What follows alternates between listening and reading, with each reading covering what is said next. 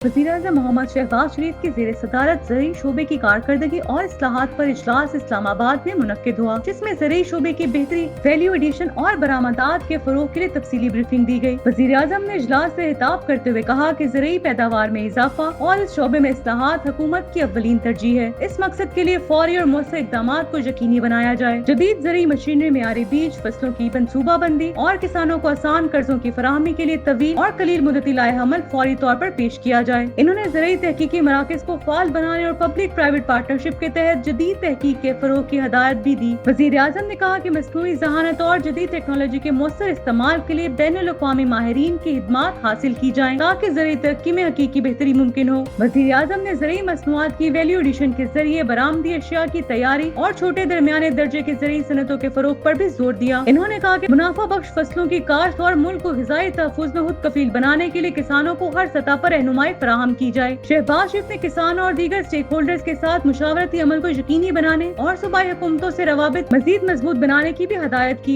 इन्होंने मौसमियाती तब्दीली के असरात से बचाव के लिए क्लाइमेट रेजिस्टेंस बीज और जदीद तरीके ज़राअत अपनाने की जरूरत पर जोर दिया। इजलास में सिंध और बलोचिस्तान में कपास की पैदावार बढ़ाने के लिए जामिया मनसूबाबंदी और नबाताती ईंधन को एनर्जी मिक्स में शामिल करने के लिए तहकीक का अमल तेज करने की भी हदायत की। इजलास में वफाकी वज़ीर ग़िज़ाई तहफ़्फ़ुज़ राना तनवीर हुसैन, ज़रई माहिरीन और मुतल्लिका आला हुक्काम ने शिरकत की। इजलास में फसलों की पैदावार, किसानों को दरपेश मसाइल और मौसमी असरात से मुतल्लिक ब्रीफिंग भी दी गई। वज़ीर-ए-आज़म ने ज़रई इस्लाहात के हवाले से जल्द जामिया लाए-अमल पेश करने की भी हदायत जारी की है।